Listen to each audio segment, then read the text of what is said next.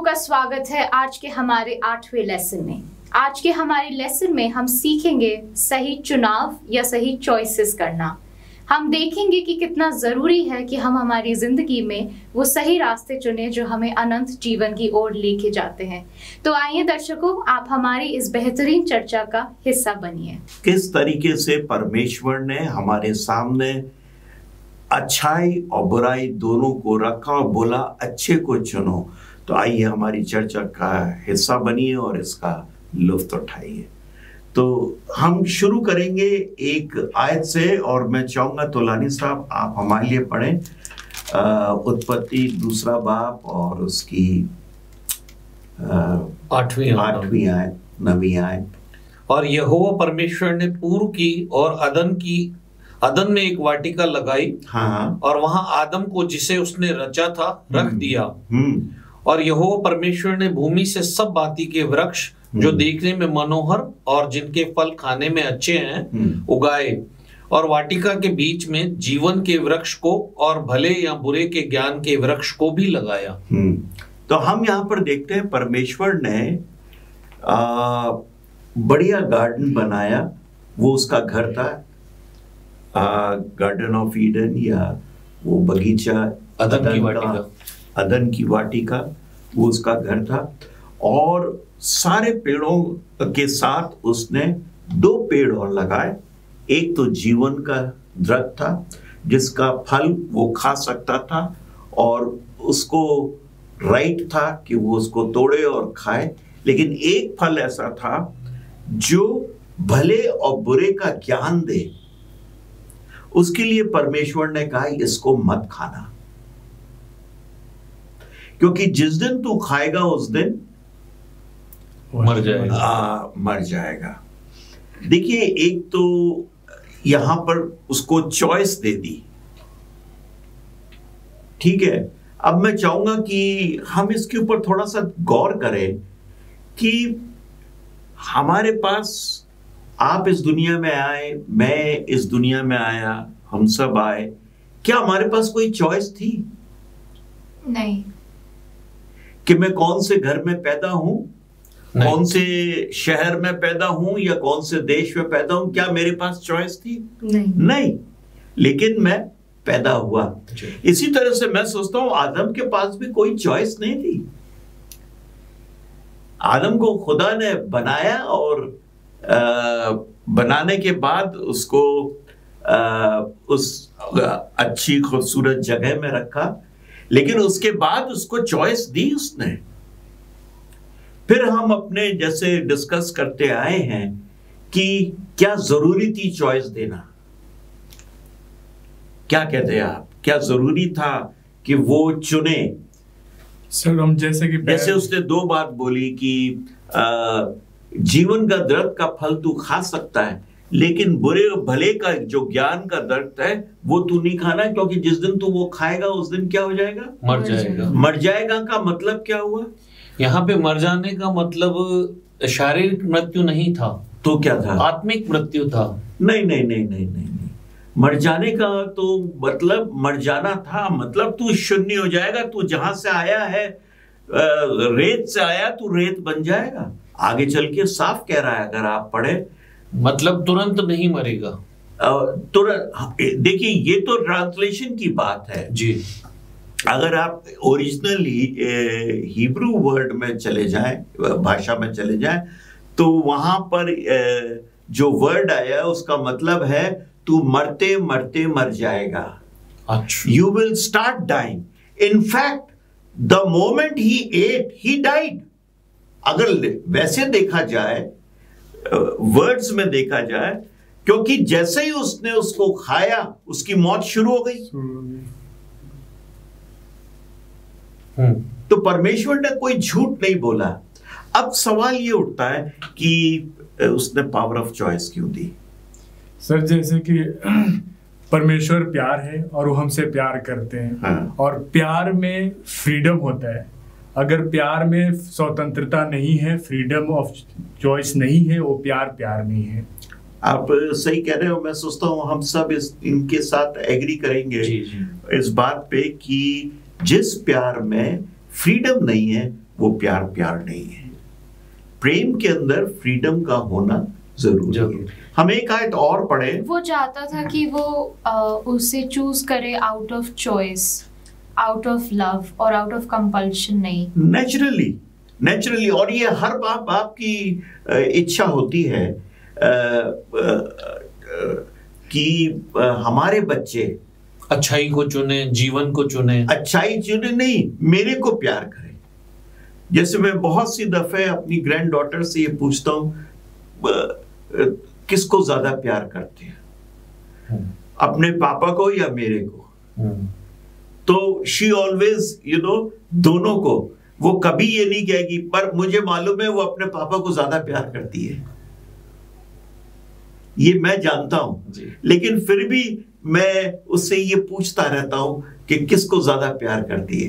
तो ये हर एक पेरेंट का, now God was a parent to Adam, आदम का वो बाप था, तो वो चाहता था कि वो अपनी चॉइस से प्यार करे, उसके ऊपर कोई कंपल्शन नहीं हो। हम आगे वाली आयत पढ़ेंगे सुमन, जेनेसिस 2:15-17। हाँ। तब यहोवा परमेश्वर ने आदम को लेकर अदन की वाटिका में रख दिया, हाँ। कि वह उसमें काम करे और हाँ। उसकी रक्षा करे। हाँ। और यहोवा परमेश्वर ने आदम को यह आज्ञा दी, तू वाटिका के सब वृक्षों का फल बिना खटके खा सकता है, हाँ। पर भले और बुरे और का ज्ञान का जो वृक्ष है उसका फल तू कभी ना खाना, क्योंकि जिस दिन तू उसका फल खाएगा उसी दिन तू अवश्य मर जाएगा। अवश्य, उसी दिन से मतलब तू मरना शुरू कर देगा। उस दिन तो वो नहीं मरा, लेकिन उसने मरना शुरू कर दिया।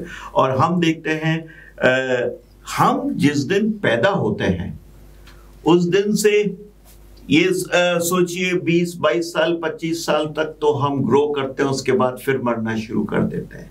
आज हमारी जिंदगी इसी तरीके की है, डेटोरिएशन स्टार्ट हो जाता है। सर एक चीज मैं ऐड करना चाहूंगा, जैसे कि यीशु परमेश्वर ने कहा कि तू उसी दिन अवश्य मर जाएगा, और पाप के बाद हम देखते हैं कि परमेश्वर ने एक मेमना दी, काटा, और उनके लिए अंगरक्षक बनाया, कपड़ा बनाया और कपड़ा बना के पहनाया। तो जो मेमना काटा था वो उसी दिन काटा था परमेश्वर ने। तो मे भी परमेश्वर ने ये दिखाया होगा कि ये मेमना है जो तू मरने वाला था, उसके बदले में ये मेमना मरा है। हाँ, ये भी है। दूसरी बात, उससे पहले ये बिब्लिकल जो थियोलॉजियंस हैं उन्होंने ये कहा है कि एक पीरियड कैलकुलेट किया है कि करीब 33-33.5 साल के अंदर आदम ने गुनाह किया। तो 33-33.5 साल तो वो खुदा के साथ रहा, and for 33 years he was directly in contact with God, और खुदा का अपने कैरेक्टर का रिफ्लेक्शन उसके ऊपर था। तो हम ये नहीं कह सकते कि he was very infant or very raw in order to carry on the holiness। ये कहना बड़ा मुश्किल होगा, क्योंकि ऑलरेडी उसको पैदा करते के साथ उसने गुनाह नहीं कर दिया। ठीक है, हम इस चर्चा को जारी रखेंगे। एक छोटा सा ब्रेक ले लें और ब्रेक के बाद वापस लौटेंगे। तो ब्रेक के बाद हम वापस लौटते हैं। दर्शकों, आप हमारे साथ बने रहिएगा।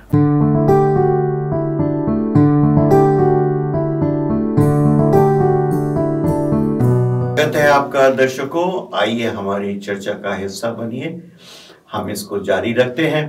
तो हम कह रहे थे कि आदम ने पाप किया और पाप की फिर मजदूरी मौत हुई, लेकिन पाप करने से पहले परमेश्वर ने उसको बता दिया ये फल मत खाना, खाएगा तो तू मर जाएगा। और मौत जब उसने बोला मर जाएगा, सो ही मेंट कि you will be nothing. Death, what is death? Death is nothing but nothingness. बिल्कुल मौत क्या है? बिल्कुल खत्म। हमें मिला देती है राख में, हमें मिला देती है मट्टी में, खत्म है। चलिए हम अपनी एक दो आयतें पढ़ते हैं बाइबल से। पाप तो आ गया, लेकिन फिर आगे क्या रहा? तो मैं चाहूंगा हम पढ़ें रोमियो 6 बाब और उसकी 23वीं आयत। क्योंकि पाप की मजदूरी तो मृत्यु है, हाँ, परंतु परमेश्वर का वरदान हमारे प्रभु मसीह यीशु में अनंत जीवन है। पाप की मजदूरी तो मृत्यु है, लेकिन परमेश्वर का वरदान क्या है? अनंत जीवन है। देखिए यहां पर फिर दो चीजें हैं। या तो मैं पाप के अंदर रहूं और हमेशा के लिए खत्म हो जाऊं, नथिंगनेस को, शून्य में चला जाऊं, या परमेश्वर का जो वरदान है उसको मैं अपना लूं, उसको इख्तियार करूं। एक आयत हम और पढ़ेंगे, रोमियो 8 बाब उसकी 6 आयत। यहाँ पे लिखा है, शरीर पर मन लगाना तो मृत्यु है, हाँ, परंतु आत्मा पर मन लगाना जीवन और शांति है। देखिए शरीर पे मन लगाना, शरीर की अभिलाषाओं को मैं अगर बढ़ावा देता हूं तो मैं मृत्यु की तरफ जा रहा हूं।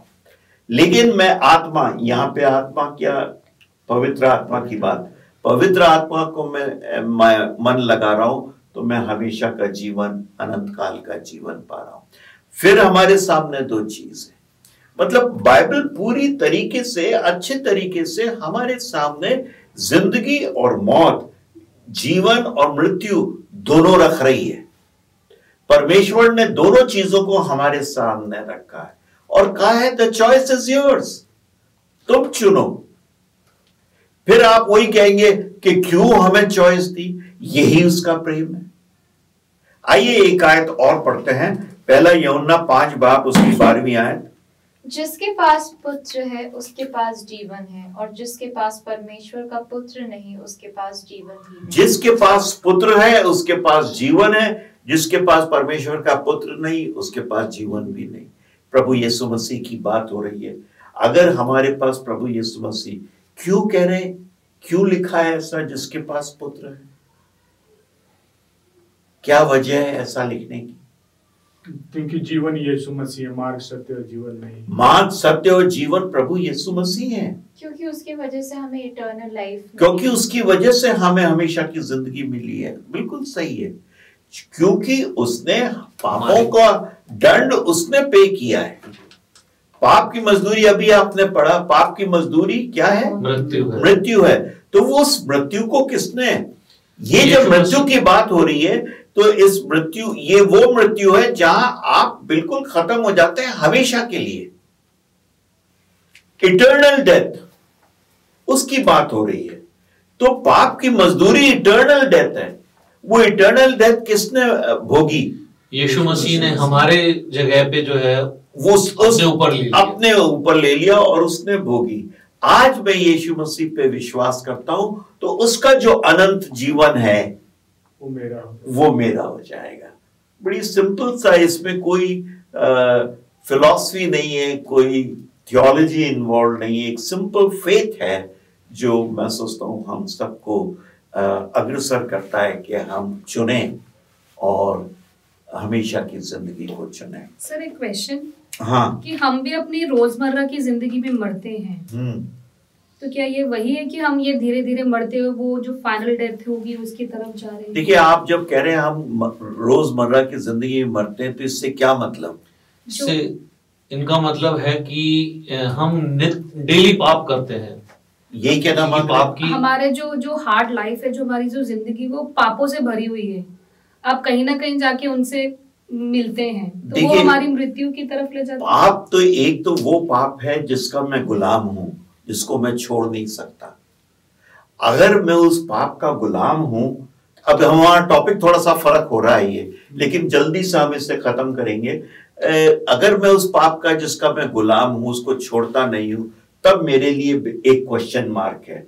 वरना रोजमर्रा का पाप जो मैं कर बैठता हूं, क्योंकि मैं पापी हूं, पाप तो करूंगा। छोटा मोटा कभी झूठ बोल दिया, गुस्सा दे दिया, गुस्सा खा गया, किसी को गाली दे दी, कुछ भी कर लिया, गलत ख्याल दिमाग में आ गया, तो ये सारे पाप हैं। तो ये सब परमेश्वर से मैं माफी मांगता हूं, वो माफ करता है, क्योंकि उसको मालूम है कि आदमी पाप में पैदा हुआ है। और पाप के ऊपर विजय प्रभु ने पाई है।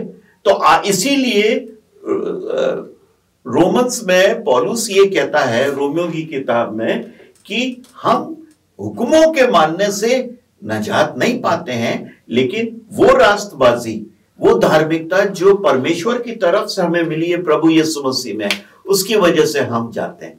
अब ये चीज को हम थोड़ा सा आगे बढ़े, चॉइस के ऊपर हम चल रहे हैं, थोड़ा सा हम डाइवर्ट हो गए थे। तो चॉइस के ऊपर हम चल रहे हैं, एक और चीज को हम देखेंगे, ड्यूटरोनॉमी 30 बाब का 15, 19 और 20। हाँ, 15वीं पढ़े, फिर आप 19 और 20वीं पढ़ दीजिए। यहाँ इस प्रकार लिखा है, सुन, आज मैंने तुझको जीवन और मरण, हानि और लाभ दिखाया है। देखिए, प्रभु साफ कह रहा है, आज मैंने तुझे जीवन और मरण, लाभ और हानि दोनों तेरे सामने रखे। मतलब कौन ऐसा परमेश्वर होगा जो ऐसी बात हमारे लिए करे? दोनों चीज रखी है और चॉइस दी है कि तू चुन ले, और चॉइस भी क्या दी है, पर उसने एडवाइस क्या कर रहा है, तू किसको चुन? जीवन को चुन। जीवन को चुन। पढ़िए आप। तो मैं तुम्हें आज ये चेतावनी दिए देता हूं कि तुम निस्संदेह नष्ट हो जाओगे, और जिस देश का अधिकारी होने के लिए तू यरदन पार जा रहा है, हाँ। उस देश में तुम बहुत दिनों के लिए रहने ना पाओगे। हाँ। मैं आज आकाश और पृथ्वी दोनों को तुम्हारे सामने इस बात की साक्षी बनाता हूं, हाँ। कि मैंने जीवन और मरण, आशीष और श्राप को तुम्हारे आगे रखा है। जीवन और मरण, आशीष और श्राप दोनों को रखा है। और आगे, इसलिए तू जीवन ही को अपना ले। जीवन ही को अपना ले, मतलब वो एडवाइस भी दे रहा है, तू जीवन को अपना। उसने ये नहीं कह दिया जीवन और मरण दोनों तेरे सामने, तेरी जो मर्जी आए तू चुन ले। चॉइस उसने दी है, लेकिन उसके साथ उसने एडवाइस भी दी है कि तू जीवन को चुन। क्यों कहा उसने जीवन को चुन? क्योंकि वो खुद जीवन है। क्योंकि वो खुद जीवन है। जीवन उसके पास है। परमेश्वर जीवन का स्रोत है। वो जीवन के अलावा उसके यूनिवर्स में, उसके ब्रह्मांड में जीवन के मृत्यु कहीं वास कर नहीं सकती। तभी प्रभु यीशु मसीह आसमान से उतर कर आए और उसने मृत्यु पर विजय पाई और उसको सर्वदा के लिए नाश किया। तो जहां पर परमेश्वर का जीवन है, वहां मृत्यु नहीं रह सकती। परमेश्वर ने मृत्यु पर विजय पाई और उसने हमेशा 2 चॉइसेस हमारे सामने रखी। अब थोड़ा सा हम अपने टॉपिक को चेंज करें और परमेश्वर देखें। परमेश्वर है और वो अपनी महिमा, अपनी एलिजेंस किसी और के साथ, अपनी निष्ठा किसी और के साथ वो नहीं बांट सकता। ये हमारे परमेश्वर की एक खूबी है। तो मैं चाहूंगा इससे पहले हम आगे जाएं, एक आयत और पढ़ें, व्यवस्था विवरण 30 बाब उसकी 11वीं और 12वीं आयत। देखो, यह जो आज्ञा मैं आज तुझे सुनाता हूँ वह न तो तेरे लिए अनोखी है और न दूर है, और न तो यह आकाश में है कि तू कहे कौन हमारे लिए आकाश में चढ़कर उसे हमारे पास ले आए। मतलब ये मेरी आज्ञा जो मैं तुमको दे रहा हूं, परमेश्वर साफ कह रहा है कि ये इतनी कठिन नहीं है कि तू ये क्या कि तो आसमान के तारे हैं, मैं कैसे तोड़ के लेकर आऊं। ये तू मान सकता है, चॉइस तेरी है। उसने फिर वो ही कहा कि चुनाव तुझी को करना है। परमेश्वर दिल से चाहता है कि हम उसको चुने, हम अपने दिल से उसको चुने। परमेश्वर थोपना नहीं मांगता। इस चीज को हम अपने दिमाग में हमेशा रखें। आइए व्यवस्था विवरण 4 बाब उसकी 19वीं आयत देखिए। या जब तुम आकाश की ओर आंखें उठाकर सूर्य, चंद्रमा और तारों को अर्थात आकाश का सारा तारागण देखो, तब बहकर उन्हें दंडवत करके उनकी सेवा करने लगो। देखो, अब साफ कह रहा है कि कहीं ऐसा नहीं हो कि आकाश का तुम सूरज देखो, चंद्रमा देखो, तारे देखो और आगे बढ़कर तुम उसको दंडवत करने लगो। वो सब तो किसने बनाए? परमेश्वर ने बनाए। अब आप उन्हीं को पूजने लगो जिसको उसने बनाया है? आपको भी परमेश्वर ने बनाया, मैं आपको पूजने लगूं? ये कैसे हो सकता है? परमेश्वर अपनी जैसे मैंने बोला निष्ठा, अपनी महिमा किसी और के साथ नहीं बांट सकता। एक आयत और पढ़े हम, व्यवस्था विवरण 8:19। यदि तू अपने परमेश्वर यहोवा को भूलकर दूसरे देवताओं के पीछे हो लेगा और उनकी उपासना और उनको दंडवत करेगा, तो मैं आज तुमको चित देता हूँ कि तुम निसंदेह नष्ट हो जाओगे। देखो, तू दूसरे देवी देवताओं को मानने लगेगा मेरे को छोड़कर, तो निसंदेह तुम विदाउट डाउट तुम नष्ट हो जाओगे। मतलब सामने वो खोल के उनसे बात कर रहा है, और ये उनके साथ हुआ, इजराइलियों के साथ हुआ। वो बार बार छोड़कर परमेश्वर को दूसरी देवी देवताओं के पास गए, और उसका क्या हुआ, रिजल्ट क्या हुआ कि वो फिर गुलाम बना लिए गए। नबूकदनेस्सर उनको ले गया अपने साथ, उस देश को खत्म कर दिया। फिर भी वो नहीं माने, वापस जब लौट कर आए उनका यही रवैया रहा। प्रभु यीशु मसीह के समय के बाद हम देखते हैं टाइटस आया, वो रोमन राज्य था उस समय, बेबीलोन का राज खत्म हो गया था। टाइटस आया, उसने चढ़ाई करी, वो उसने खत्म कर दिया 135 एडी के अंदर। फिर इसका बिल्कुल ही जेरूशलेम को और पैलेस्टीन को पूरे को उन्होंने बुलडोजर फिरा दिया, खत्म ही कर दिया, एज अ किंगडम खत्म हो गई। तो क्या परमेश्वर गलत कह रहा है? और इन लोगों का कसूर क्या था? ये परमेश्वर को छोड़कर किसी और को जाके पूजा करते थे, उनकी उपासना करते थे। इसी का हम 11 बाब और 16वीं आयत देखें। इसलिए अपने विषय में सावधान रहो, ऐसा न हो कि तुम्हारे मन धोखा खाए और तुम बहक कर दूसरे देवताओं की पूजा करने लगो और उसको दंडवत करने लगो। बहक कर तुम दूसरे देवताओं की पूजा करो और उनको दंडवत दो। परमेश्वर ये नहीं बर्दाश्त कर सकता। सर, यहाँ पे अगर हम देखते हैं कि परमेश्वर ने जीवन दिया और उसका चुनाव करने के लिए हमें सजेशन भी दिया, यही प्रेम है, यही प्रेम है। और कंडीशन भी रखा कि तुम दूसरे देवताओं को न फॉलो करके, न मान के मुझे मानो। कंडीशन नहीं कहेंगे हम, उसने उसके साथ ये कॉशन कह दीजिए, चेतावनी दे दी कि अगर तुम दूसरे देवी देवताओं को मान रहे हो तो तुम नष्ट हो जाओगे। तो सर, क्या ये चेतावनी मृत्यु जब हम को देखते हैं उसके साथ भी है? मृत्यु के साथ तो उसने पहले ही ये चेतावनी दे दी थी कि तू जिस दिन तू खाएगा उस दिन मर जाएगा, उस दिन खत्म हो जाएगा। चेतावनी उसको भी दी थी उसने। और पाप की मजदूरी मृत्यु है। चेतावनी तो पूरी बाइबल हमें चेतावनी दे रही है कि तू पाप करेगा या तू और किसी देवी देवता को, परमेश्वर जैसे मैंने बताया, अपना आदर, अपनी उपासना, अपनी पूजा, अपनी महिमा, अपनी निष्ठा, अपना आदर किसी और के साथ नहीं बांट सकता, नहीं बांट सकता। और खास तौर से उन चीजों के साथ नहीं बांट सकता जो उसने खुद ने बनाई। जैसा पहले की स्टडी में हमने सर ने एक एग्जाम्पल दिया था कि यदि तुम्हारा बेटा तुम्हें छोड़ के किसी और को पिता कहे तो तुम्हें कैसा लगेगा? और देखिए, होता है बेटे अगर खास तौर से लेडीज के साथ होता है, माँ को छोड़ के किसी और लेडी को माँ की इज्जत देने लग जाए तो माँ बुरा मानने लगती है, उसके अंदर में जेलसी की भावना आने लगती।